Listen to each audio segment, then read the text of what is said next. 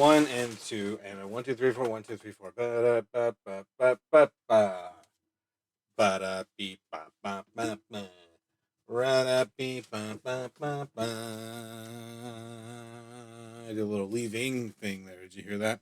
A leafing. No, that doesn't work. I've been listening to a lot of punk rock lately. Like I'm 16 again, and I gotta tell you, I don't know how. I don't know. I mean, I know because I'm watching this for sure. A few months from now, but I'll still watch it. So I'll know exactly what I mean by this. But I have many varied interests, a myriad even, I would say.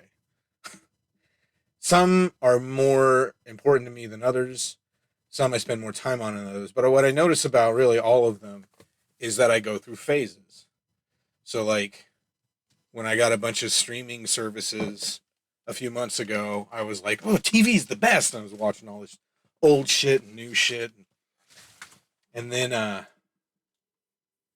sometimes I'll just sit and read comics for 9 hours, and sometimes I can't sit still for more than 45 minutes. It just depends. In music, it definitely like it's weird. I think it's only weird because I think about it that much, but like all my music, frankly, sounds the same. No one who's not me is going to think otherwise. I don't think. I hear a difference between a lot of it, and I have many and again many and varied reasons for such distinctions. So like for a long time I was in a big garage rock phase, so I listened to a lot of that '60s stuff for years. It was like my main thing, and now I'm not over it. I still really like the stuff, but I'm definitely coming away from the '60s and more into the present day. I really like Bandcamp. I don't know if it's certainly not cool of me. I don't think, but it's cheaper they're cheaper and easier to store than records, which I still have. You can kind of see the corner of my record collection here. But also, I feel like it's a more immediate thing, and if I'm digging the now sound, you can't get any more current than Bandcamp. Guys can record it and put it up the same goddamn day, and I like that sort of thing. Yeah, I was just thinking about that on the way home because I decided not to play the little video game on my phone the whole time. Put my phone in the backpack. Why? Because I'm sick of being a slave to it. God damn it. Okay. Now that I'm done clearing my throat. All right. This week, let's see. We got first up Peacemaker Tries Hard, #1 on the Black Label. Ask for it by name. Hey, Mabel. Give me another Black Label. So, Peacemaker is a character I have next to no knowledge of before. I think I knew the character. I knew who the character. I'd seen the character before, but it wasn't until that last Suicide Squad movie, that they started writing him back into things a lot. I haven't watched the show yet. I hear nothing but good things. I don't really. I never watched John Cena as a wrestler. Like that was an era that I could not give a shit about. I want to say the early aughts when he was big, right? Something like that. Late '90s, early aughts. And yeah, that's my least favorite era of wrestling, I think. But I always think he's good in the movies I see him in. And he's usually kind of playing the same guy. But Peacemaker seems like a little meatier of a role for him. This is also written by Kyle Starks, who writes "Fuck This Place," which is a book I enjoy quite a bit. And he also writes "Where Monsters Lie," which I also enjoy quite a bit. So I'm assuming that it is also going to be good. I guess, yeah. It seems like Kyle Starks is these days a guy that I will buy just on his name alone. But I've been burned in the past. I've had my heart broken before, so I don't know if I want to sign off on that. His first book, Big Rock Candy Mountain, was pretty good, but it definitely was like a first book. I feel, yeah, he's a little rough edges. Well, what really got me in that series, and this happens a lot, is anachronistic dialogue. Like Big Rock Candy Mountain, or is it just Rock Candy Mountain? I can never remember if it's big or not. Takes place during the Depression, which is obviously the height of the hobo era. And if you're not aware, Big Rock Candy Mountain is a hobo anthem. It's the opening theme music to "Oh Brother, Where Art Thou," directed by the Coen Brothers in the year 2000. Anyway, um, I completely, yeah, I was showing off my little trivia knowledge. Completely lost my train of thought. It could not possibly have mattered. Rock Animal takes place during the Depression, and the thing about the anachronism is like sometimes the characters would just talk like people in 2009, which is I believe when the book came out, and it wasn't like super. Oh, good, the dogs are home. It wasn't like it wasn't like a character said, "Hey, Venmo me for that train ride," but it was more like just kind of. I don't remember there was definitely a specific example, but I can't remember now. But it's just kind of a vague, like nobody in the 30s talked like that. You know what I mean? And I hate that. That will yank me right out of a thing. So I'm not still holding that against Kyle Starks, but yeah, I mean there have been a lot of writers who I'll get super excited about, and then there comes a point where I'm like, all right, maybe I don't like this guy that much. I don't want to name names because I'm a very positive man. That's not true at all. That's why I'm trying to be more so. Star Signs #1 from the Image Comics Group. This is another book written by Saladin Ahmed.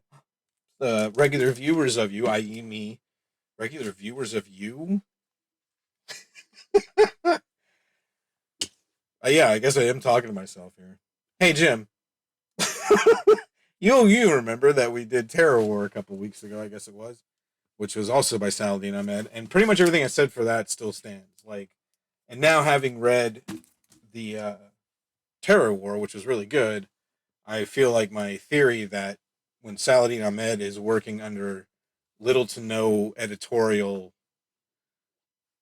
I don't want to say guidance, but I also don't want to say like just without any kind of anybody sweating him to do something a certain way, which I again pure speculation on my part, but it is at least somewhat an educated guess.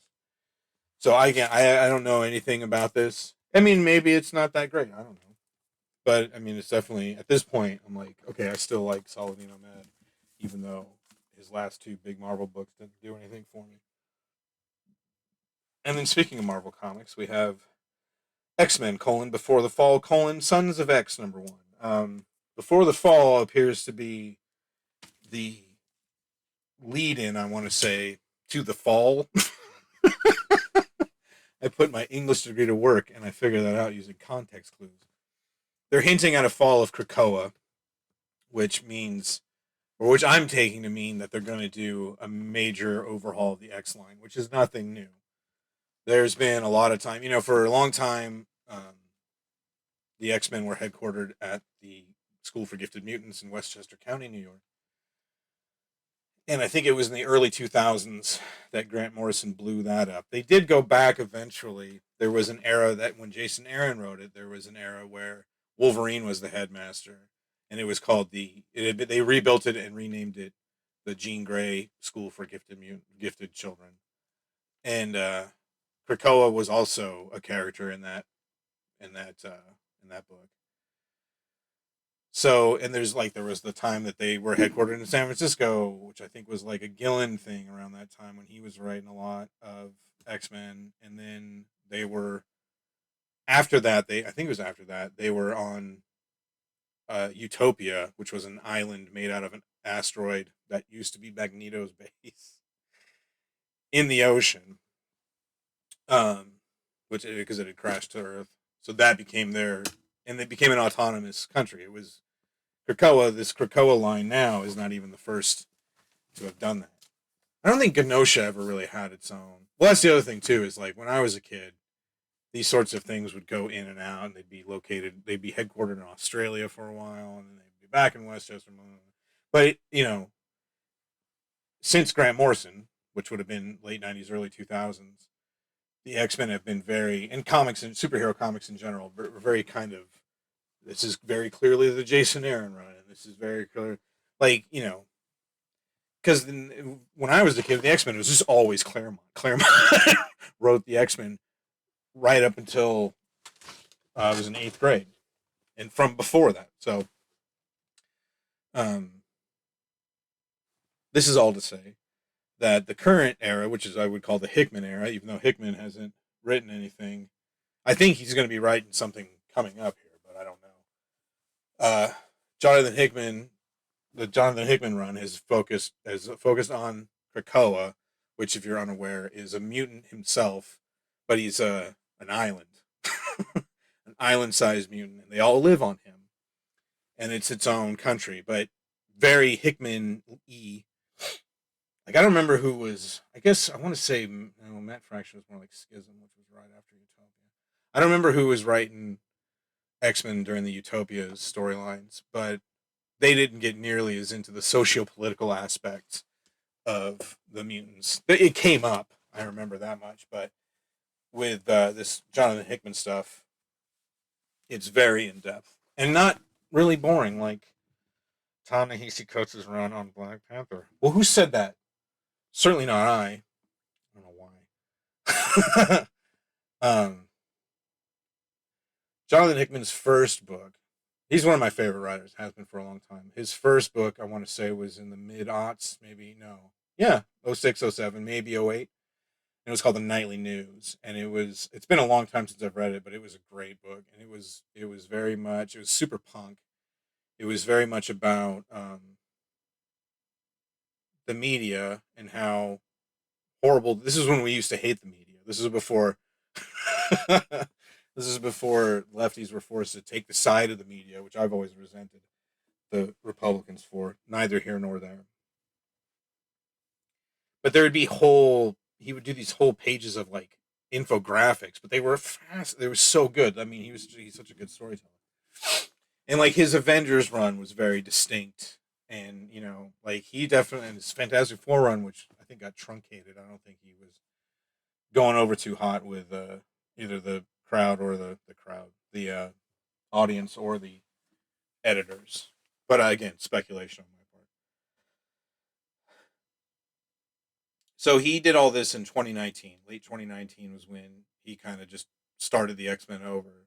But it's not like a hard reboot because they still have their ancient history. Although, from what I think I read something Peter David wrote recently where he said that, or maybe it was Tom Brevoort because I read his newsletter regularly, or at least I haven't in a while. But he said though in one of those newsletters not too long ago because somebody was asking about continuity and like how much stuff from the '60s counts now as real, and Brevoort is like really none of it. He's like there's entirely too much of it, and so they kind of to me it's always felt like this at least for the last 10, 15 years. They're just kind of picking and choosing. When Brian Michael Bendis was kind of rebuilding the Marvel universe in the early 2000s, late 90s into the early 2000s, and then well into like 2017 when he left to go work for DC. So for like 20 years, the guy pretty much ran the Marvel universe. And he drew on a lifetime's worth of knowledge of Marvel continuity. But time in the Marvel universe, especially as time marches on, it's very slippery. It's very vague. I think there's something like to the effect where 1 year or like 7 years is 1 year. 7 years on Earth. What is our number again? 1158, something like that. Versus Earth on 616 is 1 year. It doesn't matter, but it does kind of if you're a nerd about this stuff. I guess is what I'm trying to say. Oh boy, I am really on fire tonight. All right, so I think that was all I was trying to get at. But yeah, Hickman started all this in 2019. Soft reboot of the X-Men line, which is not. I mean, the X-Men line has always been kind of separate from the rest of the Marvel universe, and I mean, obviously they cross over with the Avengers and stuff like that all the time, but the X books are very distinctly. It's like the Spider-Man books are kind of distinctly their own. You also have the X-Men books, and it's been good, but it's also been 3.5 years since he did all this stuff, and it kind of feels like they're running out of ideas a little bit. I was super on board, like I say, because it was Hickman, and then the whole X line. I bought everything, which I had not done since like 2017, and even then, back then, I dropped like Iceman and Generation X right away because PU. With these books, I did eventually drop like Excalibur once after it became Knights of X. Same with the other one with David Haller. Well, it ended up being called. Now I don't remember that. Sons of X? No, that's this. My mistake. This is David Holler. This is Professor X's son. They do not get along. Um,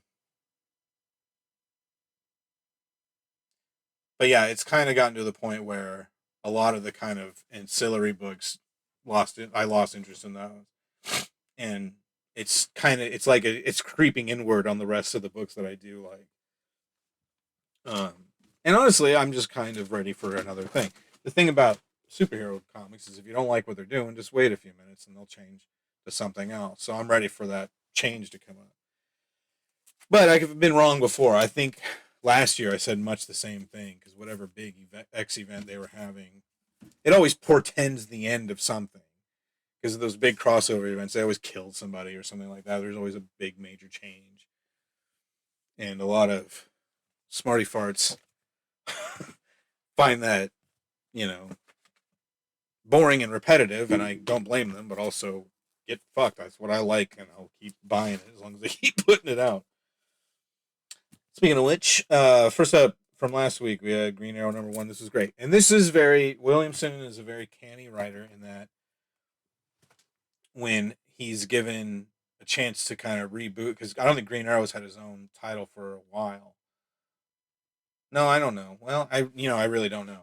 And, but gets kind of back to its roots. You've got Oliver Queen, and then it brings the whole fam family, his wife, uh, let's call her Mockingbird, Black Canary, his former ward Speedy, who is now Red Arrow because Speedy is a child's name. Speedy was his sidekick in the 60s, if you couldn't tell from the fact that his name was Speedy. But in the 70s, he very famously became a junkie in the Green Arrow, Green Lantern run that famous in comic books anyway. It was done by Denny O'Neil and Neil Adams, and it's still considered like a legendary run. I love it. Um, and it was very well known because Neil Adams was like at his height of his art, but also they tackled a lot of social issues because Denny O'Neil was a raving liberal. So he was always trying to bring up stuff like that. So Green Lantern in that book he characterized as like a Republican, and Green Arrow has always been famously like a limousine liberal, very literally so, because he's filthy rich. Um, so there's a very famous cover from the 70s. This is when it was running, where Green Arrow is saying, "What, my ward Speedy? He's a junkie," and then it's like in the foreground it's Speedy with like a needle in his arm or something. It's very over the top, but it was very shocking because that was for a very long time in the comic book industry the self-policing arm of the industry, known as the Comics Code Authority, would not allow depictions of drug use, and but in the 70s they started loosening up their 1950s rules that they had installed back then, which is why you saw a big proliferation of monster comics. I went on that rant a long time ago, but yeah, so it was the first time they were allowed to do something like that, and boy, they took advantage of it, and it worked. Little sidebar, Green Arrow history. This up here is Connor Hawk, who is Oliver Queen's son. I'm not sure if he's Mockingbird's son. All he gets around, but I only vaguely know this character because he was kind of a later. I want to say a later edition, like in the mid aughts, late aughts, and I was definitely not reading Green Arrow at that time. But Connor Hawk had his own book, and now I think he's just Green Arrow, like Green Arrow Junior or something. They don't really distinguish between the two, not unlike Hawkeye, another parallel.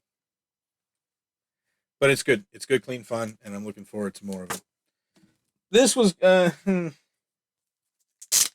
mean, within the anthology book, you're really rolling the bones because it's by its nature uneven. They're done by different writers and artists. They might not gel together as stories. And yeah, there's a Jason Aaron's and Leonard Kirk story, which is good, but the ending was a little abrupt, which makes me think they are squeezing it out for a couple issues, which is kind of a drag. Peach Momoko has her own story, but I don't know. It's one of these ones where there's no dialogue, which is always fun. I like to see those, but she doesn't really do a whole lot for me. Her work. I think it might be because she's does like 9 variants a month minimum. I was like, yeah, we get it.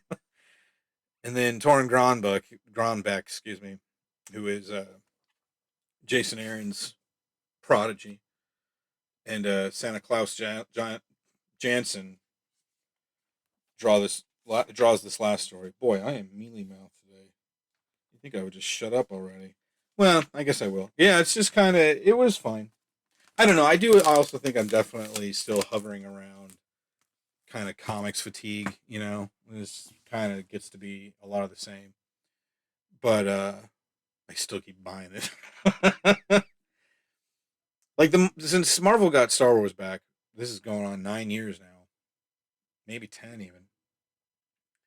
All of the Star Wars books have been super good. Not I don't buy all of them, but they're all like of a much higher quality. When they were at Dark Horse, I don't know if I've gone on this rant before, but when Star Wars Dark Horse from the mid late 80s had the Star Wars license because nobody gave a shit about it back then. There was just a bunch of hardcore guys who would buy Star Wars, but even I got because they immediately just kind of abandoned the original trilogy and just had all these new characters, and they had a lot of Knights of the Old Republic from before that was a cool thing to do, relatively speaking. But that was why it didn't really interest me. There were very few characters that I recognized. They did an anthology called Star Wars Tales, which was amazing, and which is now very difficult to get your hands on. They're all super rare, super good. An anthology book, by the way. But again, yeah, there'd be a stinker in there every now and again. So yeah, since Marvel has taken it over, well, that was the thing. Is like, so yeah, Dark Horse did all that, and they just had all this Knights of the Old Republic stuff. I didn't recognize any of these characters. I didn't give a shit. When they were going to lose the Star Wars license, they saw it coming. They were like, "Oh shit, we should do a regular." So they did a series that took place between Empire and Jedi. This is before the new movies were out, so none of it's canon now. Shit, but it was really good. It was written by Brian Wood, who's a bit of a problem, but still a very good writer, especially at that time because I didn't know he was a piece of shit. Apparently, not to Google it. I don't want to go into it. I don't remember who drew it, but they were also very good. It was great though. And then they got to do that for about a year, and then Marvel went yoink, and they took the license back, and then they gave it to Jason Aaron, and he killed it. And then to a bunch of great, and that's the thing is that they've had so many good writers and so many good books that it's still too much. You know what I mean? I feel that way about TV a lot too. Like there's more television than I ever could have dreamed of as a boy. So much so that I can't watch most of it. I've seen a handful of like those shows that everyone has watched, but like I still haven't watched Breaking Bad. I still haven't watched Mad Men. There's tons of stuff. So, but it's like, yeah, there's too much of it. I can't get around. I got a lot of reading to do. I got a lot of babbling into my laptop to do, so I can listen to it later like it's a podcast. Well, good night.